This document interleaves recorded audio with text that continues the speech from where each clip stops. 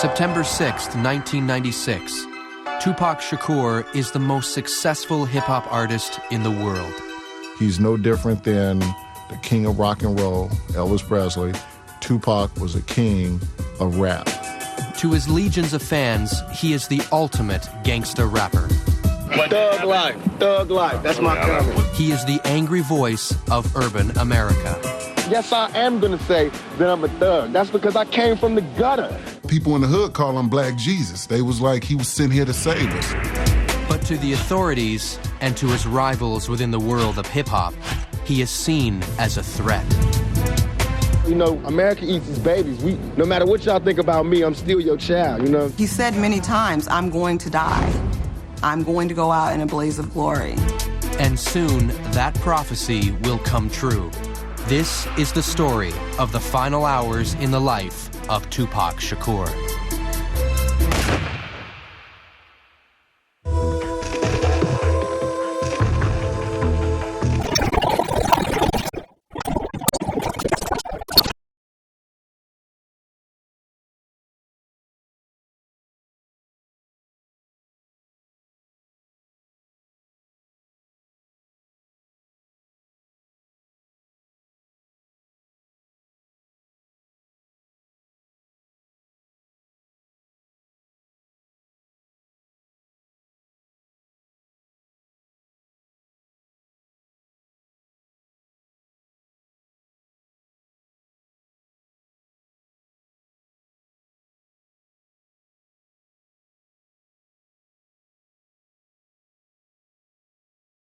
And can do anything, if they put their mind to it, and they were all pulling at the same time in the same direction. Fans fell in love with his swagger, with his utter refusal to tone down his message. Was it incendiary? Was it crazy? Were the kids screaming at his concerts? Were girls tearing off their shirts? Were guys, like, you know, saluting with the pistol salute in the air? Yes, they were doing all that. And, I mean, that's hip-hop, that's rock and roll. Tupac's appeal went way beyond the ghetto, pulling in white, middle-class suburban kids who enjoyed the danger he brought from the other side of the tracks. Whether it was his energy or, you know, his force or his excitement or, you know, whatever it was, I believe that he connected with men and women and black and white and old and young. He always kind of had this ideology that he didn't need a record label. He didn't need the movies. All he needed to do was stay real. Because if he stays real and he keeps telling the kids what is authentic to him, that they will always relate. He will never be begging for bread. If it was attention that Tupac was looking for, he more than got it. But not always for the right reasons. As he climbed the ladder, some in the hip-hop community looked on with envy. Tupac Shakur was starting to make enemies. Hip-hop is about competition and about, you know, I'm better than you and, you know, I get more chicks than you. And it's very competitive, almost like a sport. Then you have these, you know, these huge egos working against each other. It's a recipe for destruction. And soon, rap's obsession with rivalry and violence will hit the glitzy streets of Vegas. And someone will overthrow its reigning king.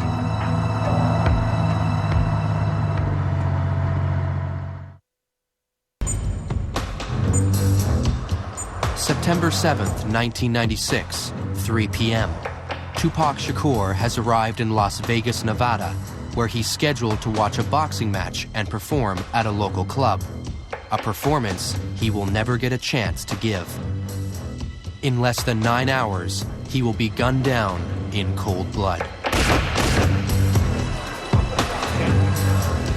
After leaving his girlfriend and cousin behind at the hotel, Tupac kills time before the boxing match by hitting the casino tables.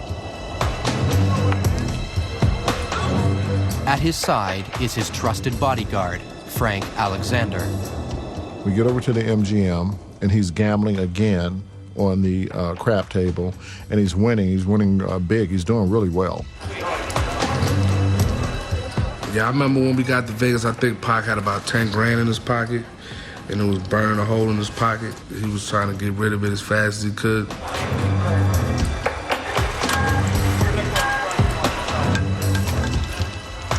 At the table, Tupac is joined by members of the Outlaw Immortals, his backup group. They were his singers and his friends that were on a lot of the songs that he was doing at that time. As usual, everywhere Tupac goes, a crowd follows, especially women. Tupac and women. The women were a dime a dozen. They were there, the groupies, from the movie sets, from the video sets, from the studio, from Italy, wherever. In the casino, as in life, Tupac plays for high stakes. Riding high in the charts, he can afford to gamble.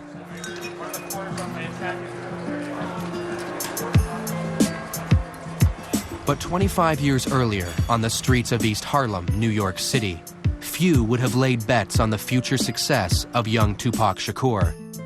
His mother, Afeni Shakur, a member of the radical Black Panther Party, was arrested and charged, along with 20 other members, for conspiring to blow up local buildings.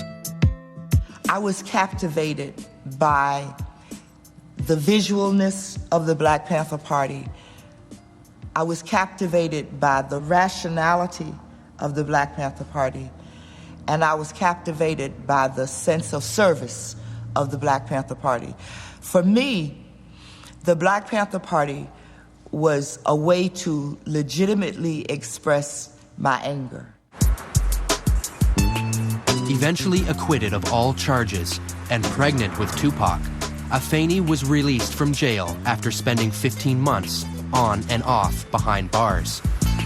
And on June 16, 1971, she gave birth to Tupac Amaru Shakur, who she named after a South American Incan revolutionary, the name meaning Shining Serpent. So Shining Serpent is a brilliant spirit. I actually believed in 1971 that giving a child a name empowers him. But what did not help empower young Tupac was the absence of his father, also a Black Panther, who was rarely around. What he didn't have was that masculine figure in his life for a sustained period of time that would, you could go play ball with. Adding to that instability was crippling poverty, at times rendering Tupac and his mother homeless. But in 1986, despite those hardships, Afeni moved to Baltimore and managed to enroll her son in a unique public high school, the Baltimore School for the Arts. That was a really good experience for Tupac because the other students at the school were all artists. And the environment for artists is different. It's a lot freer. It's a lot less restrictive. In particular, he fell in love with acting and with rap music. I think Tupac always believed he could have it all. He could be an incredible and talented MC. He could be an incredible and talented actor. I think he saw no sort of boundaries or limits for, his potential. But in contrast to school, his life at home was stark. I had gotten hit by a man that I was having a relationship with. And that had a very bad reaction on my son because I wouldn't allow my son to beat the man up. And that was a real breach for Tupac internally.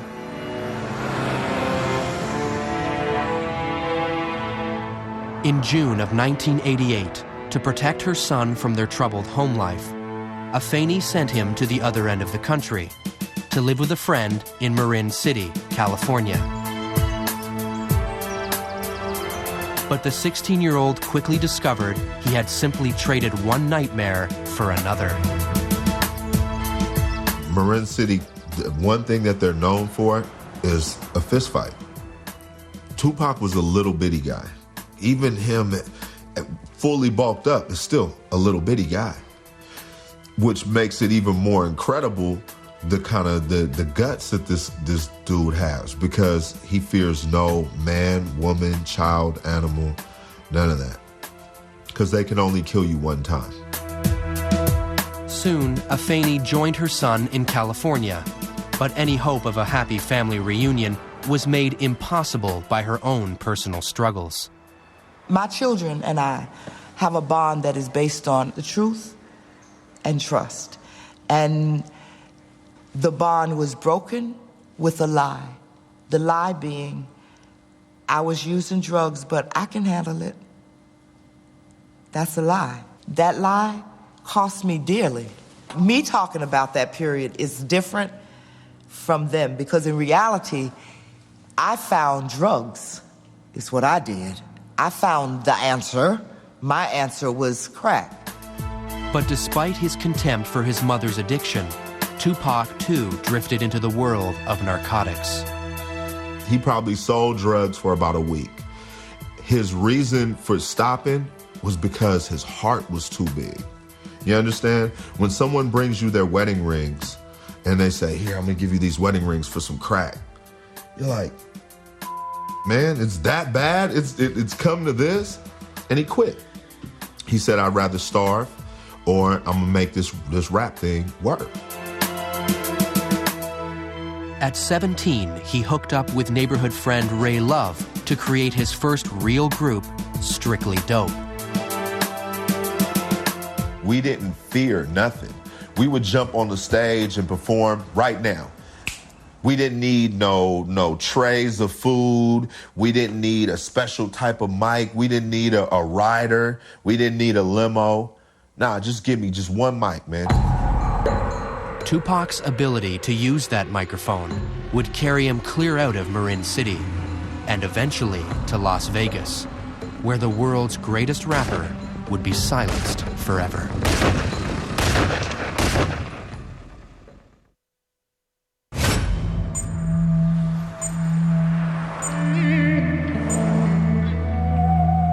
September 7th, 1996, 6:15 p.m.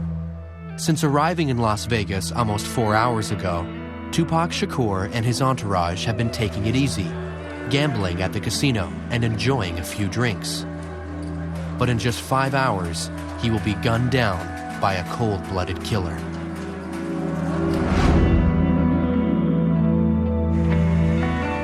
On the invitation of his manager and CEO of his record company, Suge Knight, Tupac heads out to see a much-anticipated heavyweight title match between Bruce Seldon and Tupac's close friend, Mike Tyson.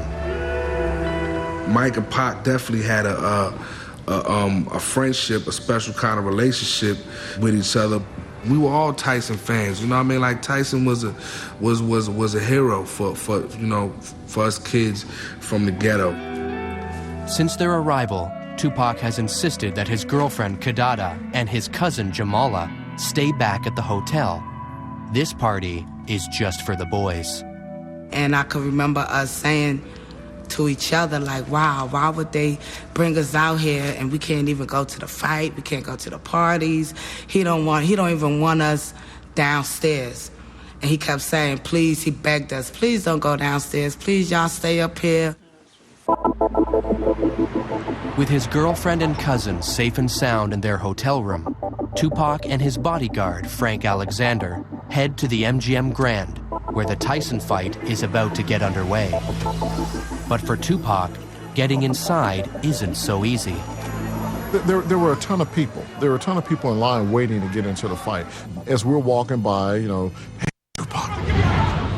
You hear the whispering, oh, that's Pac. You get the groupies and you get the fans, screaming Tupac.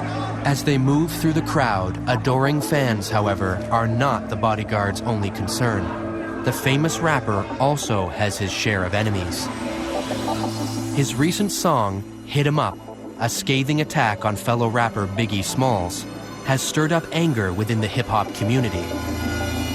For Frank Alexander, it's a real concern. And I told Pac, I go, Pac, man, So with that song, he was like, oh man, you heard that, man? He goes, that was off the hook, huh? He goes, they playing it everywhere. He goes, man, it's all in the clubs, man. It's going to be bad. It's going to hot, blah, blah, blah. And I was like, Pac, dude, you're going to need more security. I go, I'm not going to be able to just handle you by yourself. Alexander calls on MGM guards for additional backup. For Tupac, the man who has built a career on confrontation, the constant threat of violence is just par for the course.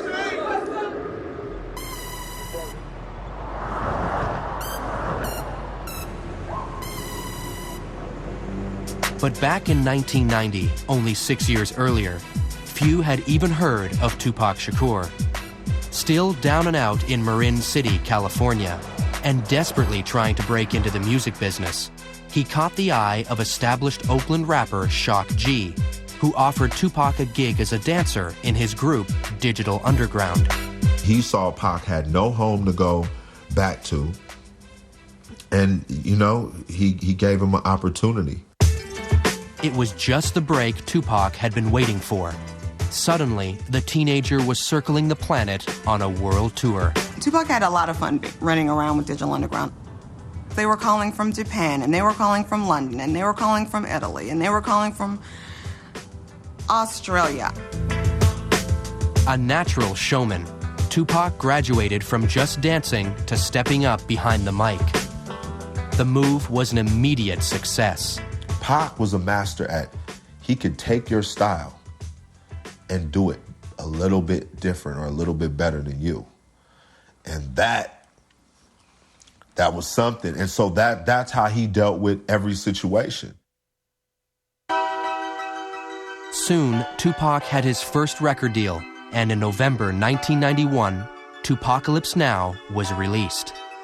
The album featured a strong and sometimes contradictory mix of violent anthems and compassionate social commentaries about poverty, broken homes, and drug abuse.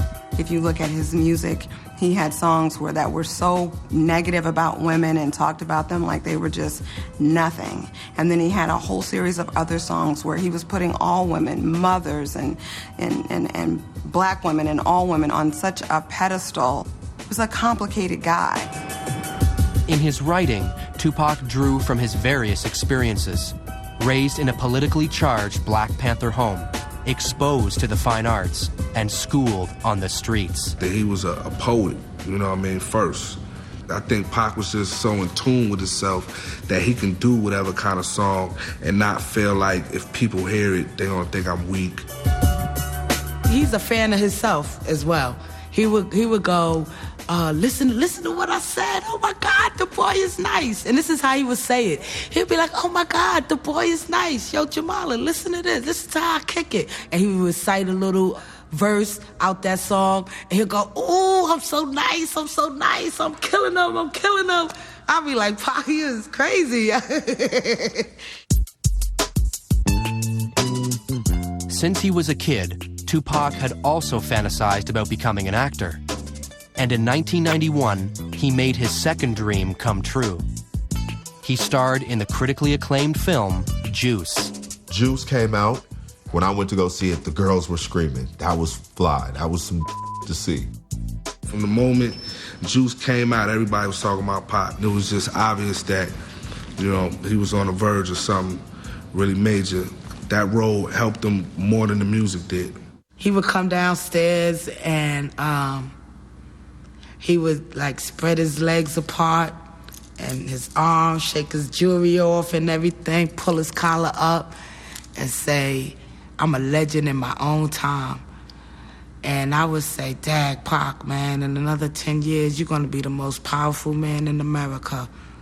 He was like, yeah, watch and see, I am. Things were looking good for Tupac. The following year, his mother, Afeni Shakur, clean and sober, re-entered his life. Once again, they were a family. I discovered that when a child says to you, you're my mother, when they give you authority over their lives as their parent, that they can withdraw that authority. And my children withdrew it. I didn't take it back. They gave it back to me. But with the good came the bad. In 1992, he was arrested for allegedly attacking a limo driver. In 1993, he was charged with assaulting another rapper with a baseball bat. In another incident, he was charged with attacking film director Alan Hughes with a weapon. In Atlanta, Georgia, he was arrested, although later released, for the alleged shooting of 2 off-duty policemen. It seemed that Tupac Amaru Shakur was taking his gangsta image too far. Well, Pac, you got to realize of, where he come from and his family's history with the police. And they hated Pac. They hated Tupac. I don't know if it was that his heart was a Black Panther heart. I don't know if that was it, but Tupac just had no patience for law enforcement, and I don't know that he had respect for law enforcement. And so I think, why were the authorities mad? Because Tupac was thumbing his nose at them and worse. Mr. Shakur, can we get a comment from you at all? Hell no. Thug life. Thug life. Thug life. That's my comment. What's that mean? I don't understand. This is yours. Pac always felt like he would be a statistic. But he said, if I'm going to be a statistic and America's going to thoroughly me over, I'm going to be the ultimate statistic that I can be. In the battle between Tupac the artist and Tupac the streetwise thug, it appeared that the dark side was winning. And soon, on the streets of Vegas, on a warm summer's night, that darkness will swallow him whole.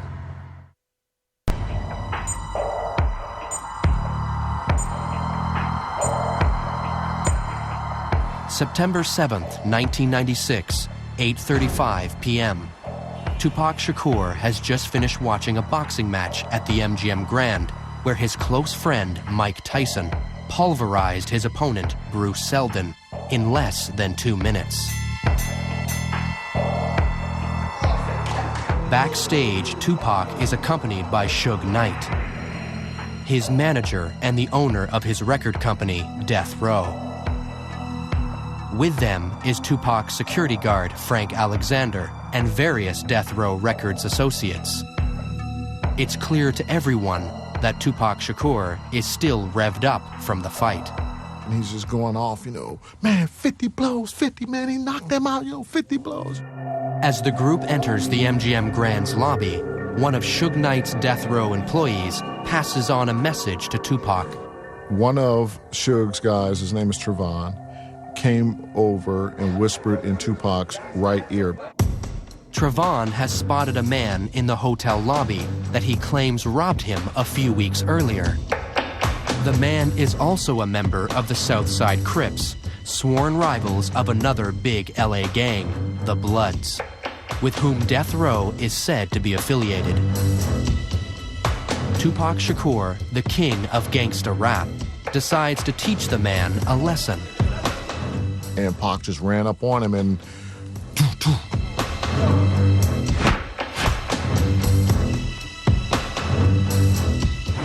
Fired up by the boxing match, the Death Row entourage, including its CEO, Suge Knight, joins Tupac in the feeding frenzy. In the chaos, Frank Alexander pulls Tupac from the brawl. I grabbed him and got him out of the fight. Orlando Anderson's on the ground and everybody's kicking at him, beating him down. 2 years earlier in New York City, Tupac was involved in a different kind of battle, a fight for his very life. On November 30th, 1994, in the lobby of a Times Square recording studio, he was robbed of $40,000 worth of jewelry and shot 5 times at close range by a group of unidentified black men. While police wrote it off as a random robbery, Tupac saw it as an act of retaliation by one of his many enemies within the hip-hop community. And personally, to me, it could have been a setup, or it could have been whoever came through the door. Because Pac never thought nobody would do nothing to him, because he felt he represented the black community and nobody would... No. That don't go down like that. And that's what I try to get over to him. It don't go down like that. I don't care who you is. They'll take you down. Tupac had become a moving target.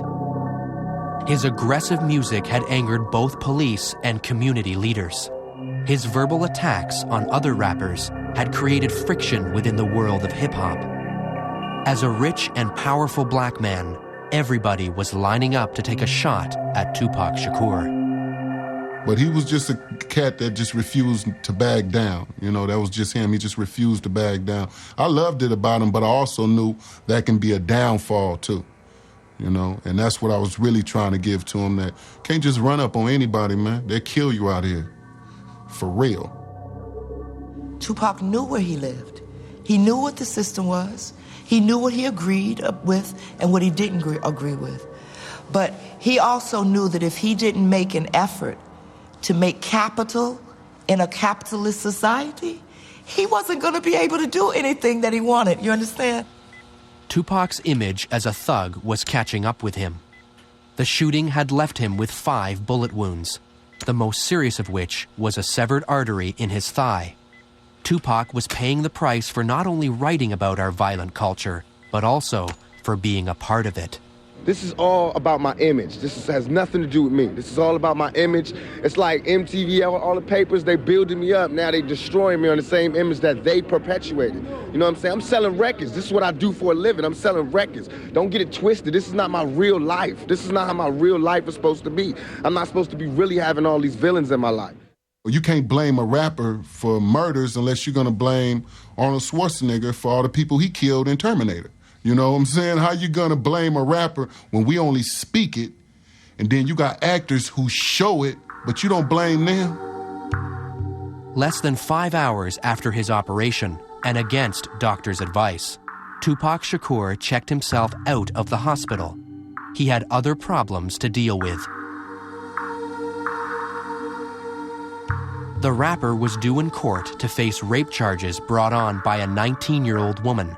Charges he angrily denied. Why am I in court? You know what I'm saying? Get my life ripped apart. But I'm here, I'm gonna go through it just to show that I have faith in the American system. But soon I'm gonna go crazy. Acquitted of sodomy and weapons charges, Tupac was instead convicted of forcibly touching the woman's buttocks, a felony sex abuse charge. He was given the maximum sentence, up to 4.5 years behind bars. To his legion of fans, it seemed that the law was making an example of Tupac Shakur. Pac was the one that had the biggest mouth and would say it the loudest and say it to anybody. You know what I'm saying? There was times where he said it even to his mother. I'm loud. I didn't shut up. But I didn't think they was going to take it this serious. Me keep talking out, I didn't think it was going to be a matter of life and death. What did you do? What happened? Can you tell us? While at the Clinton Correctional Facility in upstate New York, Tupac seemed to undergo a startling transformation. The king of gangsta rap publicly denounced thug life. Well, you got to realize when Pac was in jail, you know, jail will make you start thinking. And you're going to do anything you can to get out of jail, you know? So, to me, when he denounced thug life, it was like, you know, I'm only playing. Let me get up out of here. But getting out of there wasn't so simple. Obviously, Pac was in a dire position, being incarcerated and, you know, his money being dwindled down because of all the cases and, you know what I mean, fighting these bogus lawsuits and all of that. In exchange for signing with Death Row and taking him on as his manager, Suge Knight promised to get Tupac out on bail.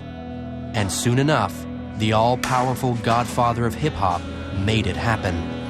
I never saw the contract. I just remember the phone call.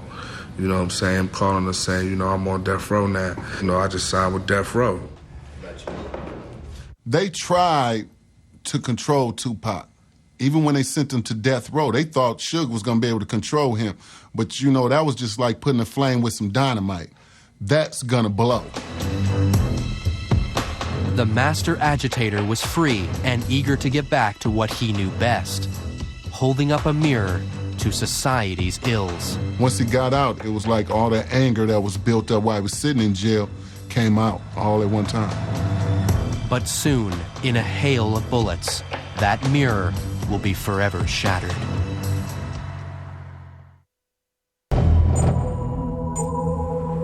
September 7th, 1996, 9 p.m., Las Vegas. After beating up on an alleged Crips gang member in the lobby of the MGM Grand Hotel, Tupac and his entourage make their way back to their rooms to change before heading to Club 662, where Tupac is scheduled to play. In just over 2 hours, Tupac Shakur will be left for dead. I remember Tupac coming back to the hotel, and he was really excited. So he came upstairs and he was like, Jamala, you wouldn't believe it.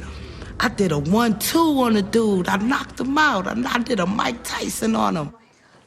While getting dressed, Tupac decides not to wear his bulletproof vest, a garment not out of place on a man with so many enemies. I remember Castro saying to Pac, you should put your vest on. I think you should wear your vest tonight. Pac saying, nah, it's too hot. I don't want to wear my vest tonight. It's too hot for that. Normally he wouldn't leave without it. But this time he left it. He didn't have it with him.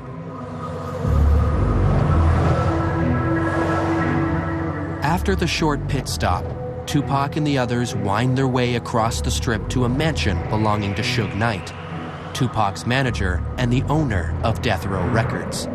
Suge and Tupac disappear briefly while the others wait impatiently. I don't really know what Pac and Suge was doing at the time. You know what I mean? I just know we was waiting and I was ready to go. Almost everything in Suge Knight's mansion is red, the official color of the Mob Piru, an offshoot of the LA gang, the Bloods. He wore a lot of red. It was his choice of color. He was from Compton. His hood, his set were of, Bloods. So by him wearing red, if that's what he was representing, then that was on him. Some felt that by associating with a record label connected to the Bloods, Tupac was making himself yet more enemies, this time with the Bloods' arch rivals, the Southside Crips. But his bodyguard, Frank Alexander, saw it differently. Tupac was not gang-related. If you want to represent a color with Tupac, it would have been green, and that's the color of money. After about half an hour, with Tupac and the others ready to leave for Club 662, Tupac makes an unusual request to his bodyguard. I was walking to the car with Suge and with Tupac, and I was actually opening up the back door to get in the back seat, and Pac stopped and said, no, take the keys and go drive the Lexus with the Outlaws in it, because we're going to be drinking and you're going to be the designated driver to drive us back after we've finished partying over at 662. Tupac's last-minute arrangement comes at the urging of Suge Knight, who wants to talk privately with his star rapper. The procession snakes its way back to the Vegas Strip for the concert at Club 662, a concert he will never get to play.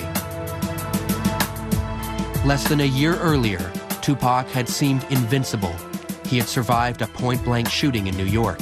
He had survived jail time in a maximum security prison and had emerged more popular than ever. His first album with Death Row, All Eyes on Me, took him to the top. Within 3 weeks, the album went platinum. Yet, despite this success, Tupac decided that, when the time came, he would not renew his contract with Death Row Records. Tupac was ready to leave a record label, and there was a reason for it. So, that reason only his mom and the immediate people within his camp would know what that reason was.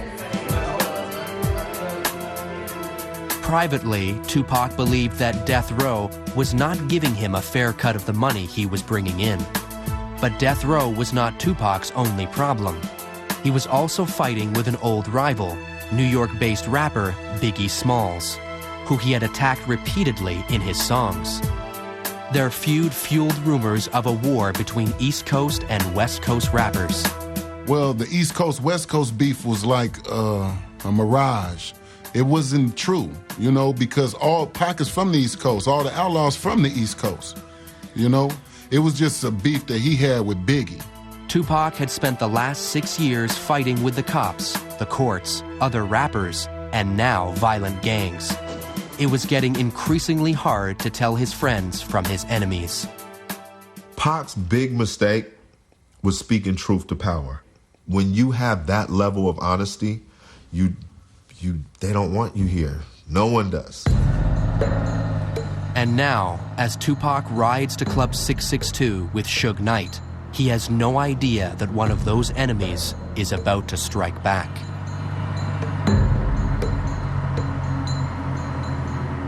Once we got to Flamingo, we made a right-hand turn. We came to a stoplight, which was Koval.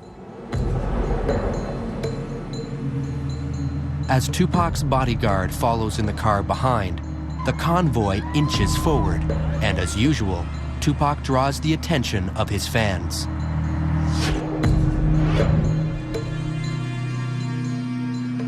And then suddenly, out of nowhere, a white Cadillac. As it got closer to the BMW, the arm came out and the gun just started firing.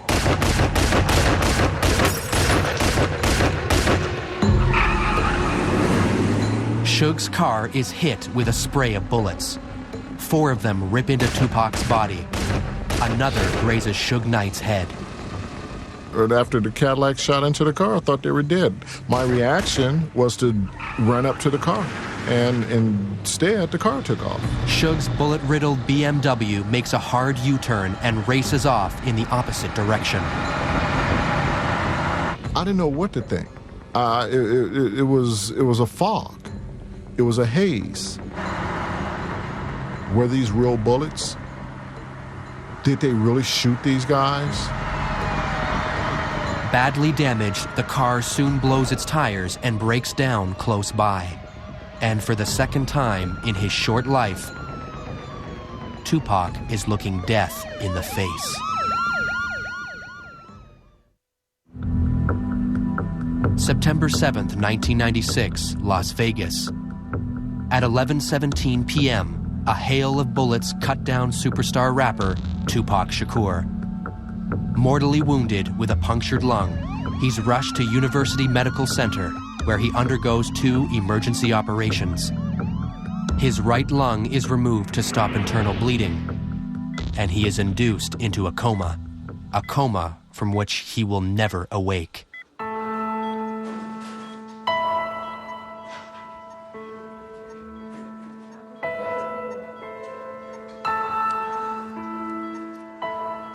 When I first seen Tupac on a hospital bed and he had all these tubes connected to him, and I knew then that he was gonna have to fight for his life. For 6 days, Tupac remains in a coma. Throughout, his family gathers in an around-the-clock vigil, refusing to accept the inevitable. We all had this thing, and I guess he did too, is to where, like, Pac is indestructible. So when he got shot the second time in Las Vegas, we were like, man, it's Pac, dude. But on September 13th, 1996, at only 25, Tupac Shakur's short but violent life comes to an abrupt end. When he dies in the street, whoa, man, what is going on in America, man? What is going on in America where you make it and you still don't make it out? Meanwhile, the criminal investigation into Tupac's murder is stonewalled when witnesses refuse to cooperate. Theories on who pulled the trigger are many. Some suggest a revenge attack by the Crips for the beating in the MGM lobby. Some point a finger at longtime Tupac rival Biggie Smalls, who will also be shot to death 7 months later. Others still speak of a setup by Suge Knight, who knew Tupac was planning to leave Death Row Records. Whatever the truth, on the streets of LA, retaliation for Tupac's death comes fast and furious. Over a 10-day period, 12 shootings erupt between rival gangs. 3 are killed, and 22 are arrested. In death, Tupac becomes even more popular. He goes on to sell over 75 million albums worldwide and enters the Guinness Book of World Records as the highest-selling rap artist of all time. They lost a great man. They lost an activist, a poet, a rapper, a brother, a friend. He was one of the great ones. Yeah, he was. He's not a perfect person. He's not a perfect rap star. He's not a perfect pop star. I think people liked him all the more for that. His mother, Afeni, takes the family reins. In 1997, the Tupac Amaru Shakur Foundation is created to provide training and support for creative students. That same year, the University of California at Berkeley offers a course entitled The Poetry and History of Tupac Shakur. I speak to him all the time because it matters to me what he thinks about what we're doing. It matters to me. So I believe that he hears me. To this day, Tupac Shakur's killer has never been found.